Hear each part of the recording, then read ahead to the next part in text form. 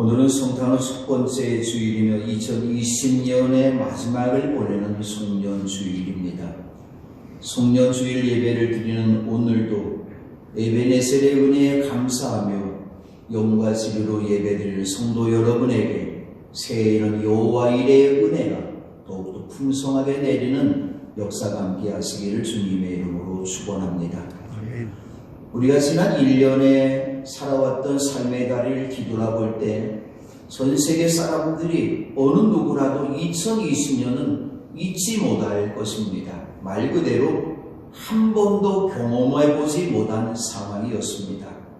코로나19 때문이었습니다. 전 세계 모든 나라와 사람들이 1년 내내 코로나19 양성이 나올까 불안해하고 있고 두려워하고 있고 걱정과 근심 속에 살았습니다.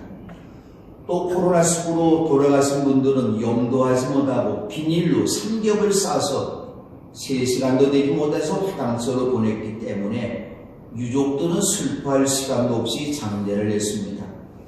그러나 이 무서운 코로나19가 언제 사라질지 아무도 모르고 있습니다. 학생들은 1년 내내 학교에 가지 못하고 집에서 비대면 수업을 하고 있고 코로나19에 직격탄을 맞은 모든 세계 국민들은 경제의 차가운 시베리아 바람이 불어와서 많은 물질적인 어려움을 가정도 회사도 나라도 겪고 있는 것이죠. 우리나라에서도 연말연시에 5명 이상의 모임도 가져서는 안 되고 교회도 연말연시에 가장 중요한 예배들이 있는데 지난 24일부터 내년 1월 3일까지 드리는 정규 예배도 비대면 예배로 드리는 행정명령이 내려서 지난 성탄 예배에 이어서 오늘도 영상으로 제작하고 송출을 담당하는 사람만 교회에 나온 것입니다. 분명한 것은 코로나19가 사라진다고 하는 것이죠. 그럼 코로나19가 종식되면 가장 가고 싶은 곳이 어디일까요? 오늘 여론조사가 나왔는데 첫 번째 가고 싶은 곳이 학생들인데 학교를 가고 싶다고 합니다. 두 번째는 카페에 가고 싶고 세 번째는 식당에 가고 싶다고 합니다. 아직도 코로나19가 우리의 삶의 모든 자리들을 이렇게 어렵게 만들면서 우리의 모든 삶의 자리를 멈추게 만들었지만 그럼에도 지난 한 해 동안 우리의 살아온 발자취를 생각해 볼 때 우리를 사랑하신 하나님의 은혜의 손길이 항상 우리와 함께 하였다는 것을 고백하지 않을 수 없습니다. 수없이 많은 죽음의 바다 홍해를 만날 때마다 하나님께서는 밤새도록 강한 동풍으로 바닷물을 뒤로 밀어내세워서 사랑하는 가족들과 함께 죽음의 바다를 무사히 건너게 하셨습니다. 코로나19의 방해에서도 하나님이 만나를 주시고 일용할 양식을 주셨고 우리가 목말라 할 때 반석에 될 생수를 주셨습니다. 우리를 죽이려고 달려드는 코로나19라는 아멜렉과의 싸움에서도 하나님이 도우셨기에 우리는 승리의 노래를 부를 수가 있습니다. 하나님께서는 우리가 밤낮으로 인생의 길을 행군할 수 있도록 낮에는 구름 기둥으로 앞서가시며 길을 인도해 주셨고 밤에는 불 기둥으로 앞길을 비추어 주셨습니다. 그렇습니다. 코로나19의 수렁에서도 우리에게 베푸신 하나님의 사랑과 은혜의 손길을 우리가 기억하기 때문에 오늘도 주의 전에 나와 예배드리고 또 가정에서도 비대면 예배로 드리고 있는 우리들 오늘 이 시간 모두가 예배에서의 고백을 하지 않을 수 없을 것이죠. 코로나19 예방하기 위해서 방역당국에서는 손을 자주 씻고 마스크를 쓰고 언제나 사회적 거리두기 2m를 실천하라고 말을 했지만 이런 상황 속에서도 우리 그리스도인들은 더 누구보다도 방역을 잘 지켜야 되지만 그리고 사람들과의 거리는 2m를 두어야 되지만 예수님과의 거리는 0m 예수님 안에서 살아야 된다고 하는 거죠. 전 아침에 눈을 뜨면서 우리 교회 성도들은 코로나19에 감염되지 않도록 호흡할 때마다 코로나19의 바이러스가 들어오지 않고 신선한 공기와 주님의 은혜의 공기가 들어오게 해달라고 주님 앞에 간절히 기도하였습니다. 그리고 코로나19보다도 더 감염이 빨리 되는 그리고 감염이 잘 되는 더럽고 추한 죄에 감염되지 않게 해달라고 주님 앞에 기도를 하였습니다. 2020년을 시작하면서 저는 우리 교회 표를 행복한 가정, 튼튼한 교회로 정하였습니다. 어떻게 행복한 가정, 튼튼한 교회를 세울 수가 있을까요? 하나님께서 무엇 때문에 교회를 세워줬을까요? 코로나 바이러스 19보다도 더 무섭고 수한 죄와 사망의 바이러스에 걸린 사람들을 예수님께서 십자가에 달리는 피로 살리시고 다시는 죄와 사망의 종로로 가지 않게 하시고 건강한 하나님의 자녀로 살게 하시려고 주님께서 교회를 세워줬습니다. 하나님께서는 구약에서 사람들이 일평생 살아가는 동안 행복하게 살라고 가정을 만들어 주셨어요. 그런데 첫 번째 살인사건이 가정에서 나타났습니다. 형 가인이 동생 아벨을 시기하고 미워하면서 쳐서 죽이는 죄를 지음으로 가정이 흔들리고 가정이 허물어지는 안타까운 불행이 찾아온 것이죠. 그 이외에도 사람들은 지역의 바이러스에 감염되어서는 안 되는데 늘 지역의 바이러스에 감염되어서 행복한 에덴 동산, 행복한 가정을 세우지 못하면서 불행하게 만들었던 거죠. 사람의 힘으로 행복한 가정을 이룰 수가 없다고 한 것이죠. 그러나 우리 사랑 하나님께서는 이런 가정들을 버려두지 아니하시고 가정을 행복한 동산으로 회복해 주시려고 다시 이렇게 세워주시기 위해서 신약에서 교회를 세우셨던 것이죠. 교회는 바로 병든 가정과 영혼을 치료하는 종합병원입니다. 그래서 하나님께서 91년 전 우리 마을에도 맺보교회를 세워주신 것이죠. 교회 사명이 바로 여기 있습니다. 제가 금년 교회 표어를 행복한 가정, 튼튼한 교회라고 정했는데 이 표어는 우리 교회가 100년을 향해서 나아갈 때 120년, 103년을 향해 나아갈 때 주님께서 오시는 그날까지 계속해서 실천해야 되는 목표가 되어야 된다고 한 것이죠. 여러분의 가정을 행복한 안식처로 만들기를 원하십니까? 하나님께서 여러분의 가정을 행복하게 만들 수 있도록 예수님께서 세우신 이 교회를 더 사랑하고 건강한 교회로, 튼튼한 교회로 세워나가면 우리 주님께서 여러분의 가정을 행복한 가정으로 세워주실 것입니다. 튼튼한 교회로 신앙생활할 때 여러분의 가정은 행복한 가정이 될 것입니다. 그럼 어떻게 우리 교회가 튼튼한 교회로 세워질 수 있을까요? 첫 번째로는 하나님이 하십니다. 하나님께서 우리의 가정을 행복한 가정으로 튼튼한 교회로 세워주실 것입니다. 교회를 튼튼하게 세울 수 있는 재료가 무엇일까요? 그래도 돈이 있어야 된다고 말하죠. 훌륭한 찬양대가 좀 있으면 좋겠다고 말합니다. 오케스트라도 좋아하시면 좋겠다고 말합니다. 좋은 프로그램을 이야기들을 많이 합니다. 교회를 튼튼하게 세울 수 있는 사람이 누구일까요? 설교를 잘하고 행정을 잘하는 목사일까요? 헌금을 많이 하시는 그러한 임원들일까요? 아니죠. 훌륭한 달란트를 가지고 열심히 일하는 일꾼일까요? 교회를 튼튼하게 하시는 분은 바로 하나님이시고 예수님이라는 거죠. 바로 예수님께서 이 땅에 다시 오시는 그날까지 우리들을 흠잡을 데 없는 주님의 거룩한 신부로 설 수 있도록 튼튼하게 교회를 세워주시고 우리 성도들을 세워주시는 분은 하나님이시라는 사실을 바울이 고백했던 것이죠.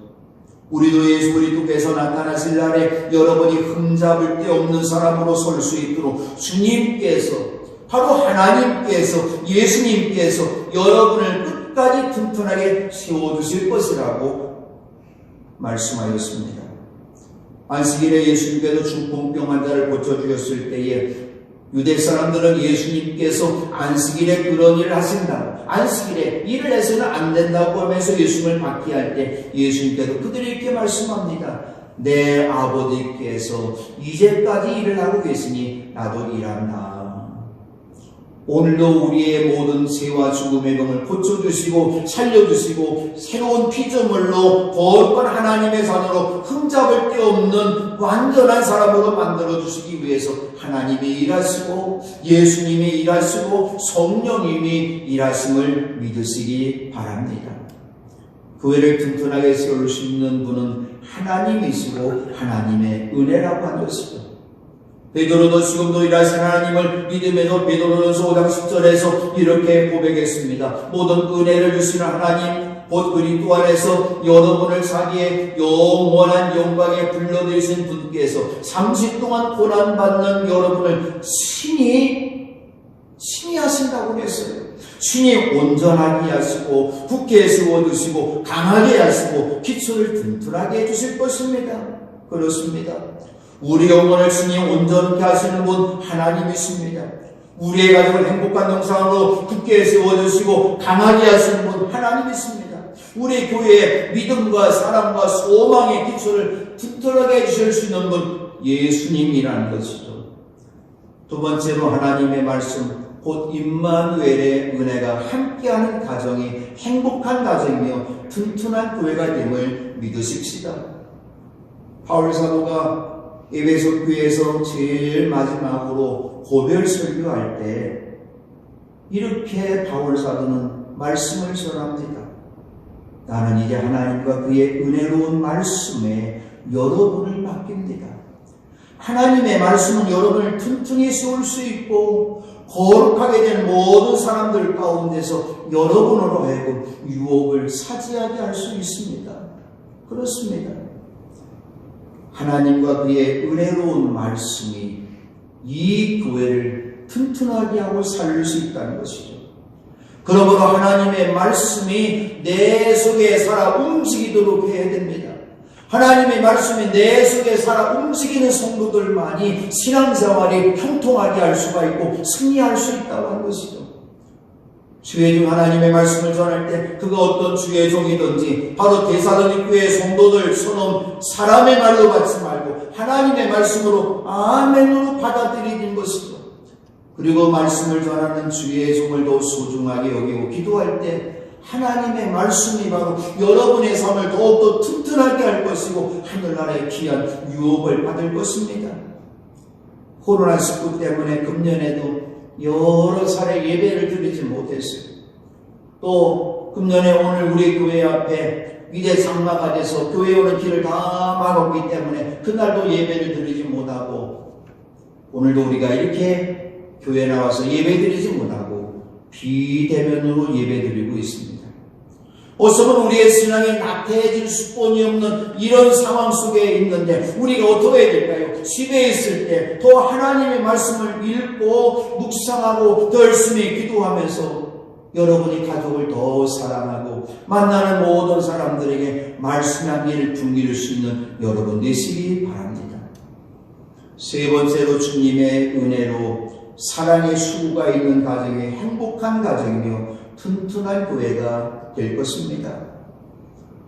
어떤 가정이 불행할까요?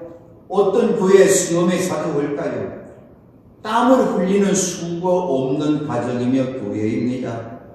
바울 사도는 데살로니가 교회를 바라보면서 언제나 하나님 앞에 감사를 드리며 기도할 때마다 그 교회 성도들을 기억한 까닭이 있습니다.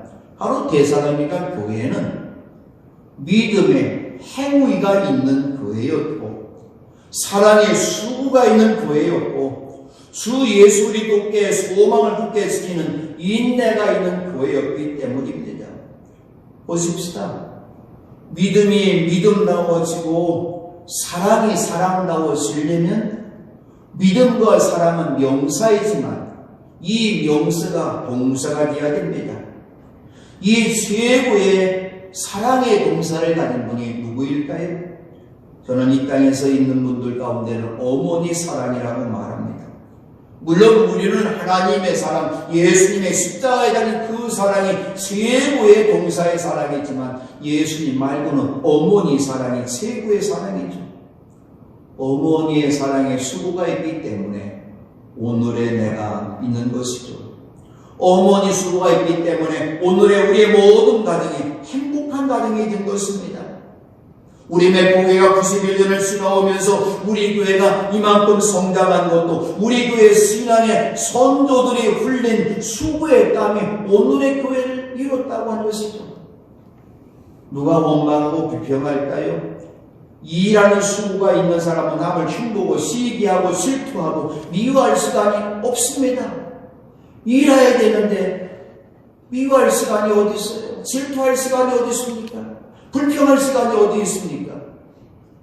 교회도 직장도 사회도 제일 말 많은 사람들, 일하지 않는 사람들, 그들이 옴마고 불평합니다. 이제 우리 모두가 모이면 기도하고 흩어졌을 때 전도하는 우리 모두가 되어야 됩니다. 바울 사도는 자신이 전한 복음 예수 그리스도에 관한 선포로 여러분을 능히 튼튼히 세워주신다고 고백했어요. 오늘 6절 말씀입니다. 그리스도에 관한 증언이 여러분 가운데서도 이렇게도 튼튼하게 자리 잡았습니다. 복음을 전하는 수고를 통해서 이렇게 교회가 튼튼하게 세워졌고 가정의 행복한 교회가 됐다는 거죠. 지난 2월부터 코로나19로 지금은 교회에 모이는 시간보다 터진 시간이 더 많이 있습니다. 저도 태어나면서부터 지금까지 70평생을 살아오면서 24일 예배를 드리지 못하고 25일 예배를 드리지 못하고 이렇게 예배 드리지 못한 것 생전 처음이에요. 생전 처음 이러한 일들을 맞이하고 있기 때문에 교회 나오지 못하고 흩어져 있는 시간이 있지만 어쩌면 이러한 시간이 여러분이 가정에서 여러분이 만나는 모든 사람들에게 어쩌면 코로나19로 무력감에 빠져있는 모든 사람들에게 예수님의 복음의 향기를 전할 수 있는 여러분 되시기 바랍니다. 의식도 할 수 없는 이 시간 가족들과 함께 모여서 따뜻한 대화를 나누고 사랑의 음식을 나누면서 가정을 복음으로 행복하고 튼튼하게 만드시는 여러분 되시기를 바랍니다. 네 번째, 그리스도 예수 안에서 살아갈 때 행복한 가정, 튼튼한 교회가 될 것입니다. 바울 사도가 여러 교회들을 향해서 서신을 쓸 때 제일 많이 사용한 말이 엔 그리스토스, 예수 그리스도 안에라는 말을 사용합니다.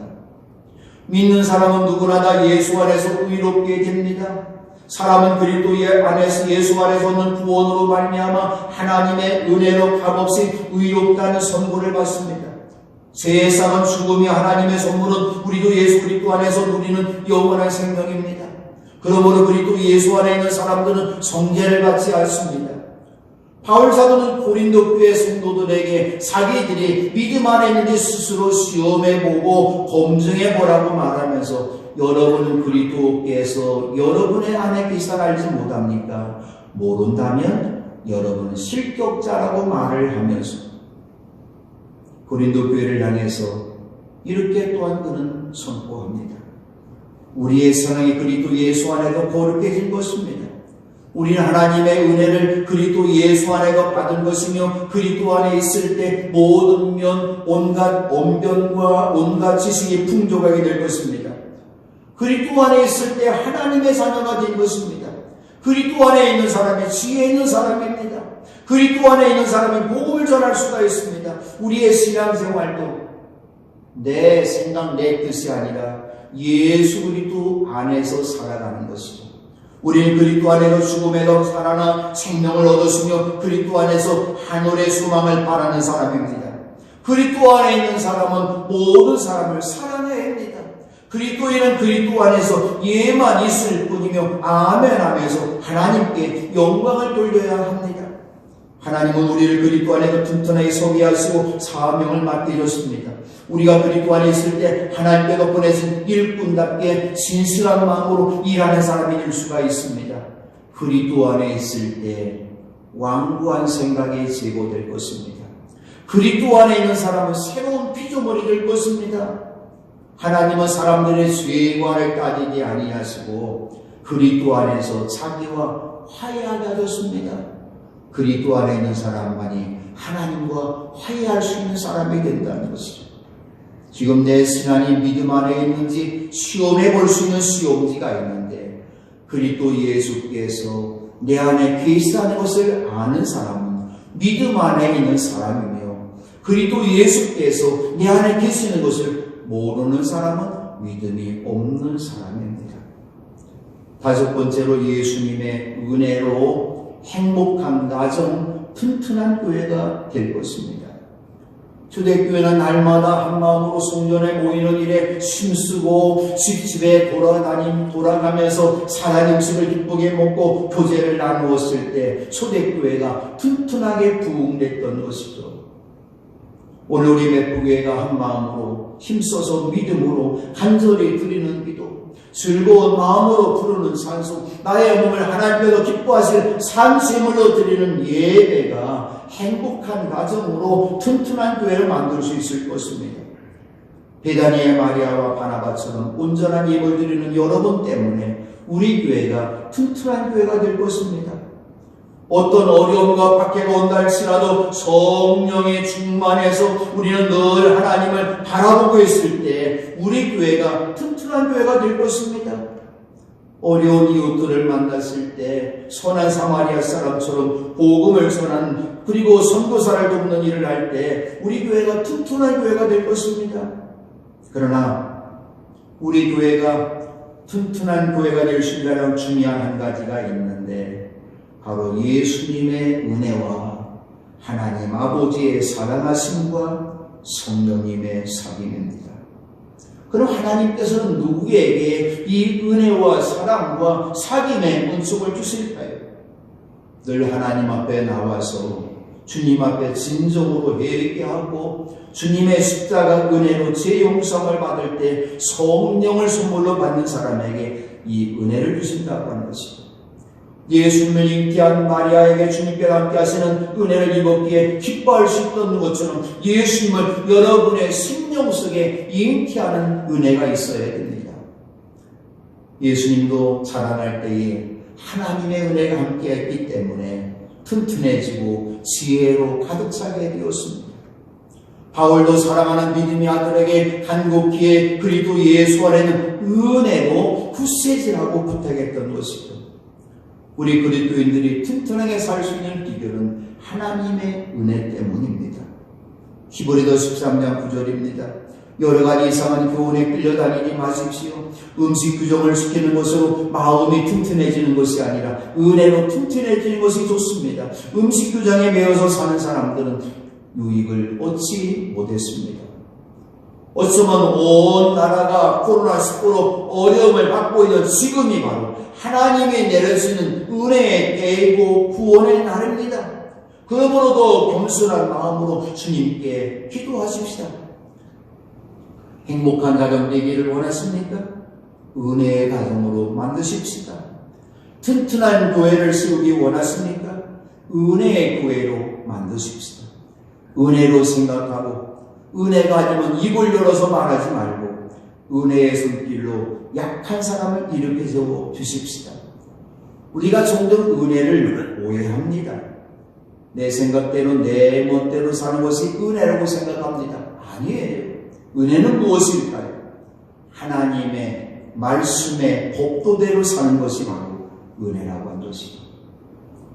오늘 2020년을 마지막 보내는 숙련주일에 바로 예수님을 변함없이 사랑하는 성도 여러분에게 하나님 아버지와 예수님께로 내려주신 은혜와 평화가 항상 함께해서 미래 내년도에도 여러분의 모든 가정에 행복한 가정을 세우고 우리 맺보교회가 튼튼한 교회를 세워 나가는 일에 수고할 때에 우리 하나님께서 함께 하시는 임마누엘 은혜를 축복해 주시기를 주님의 이름으로 축원합니다.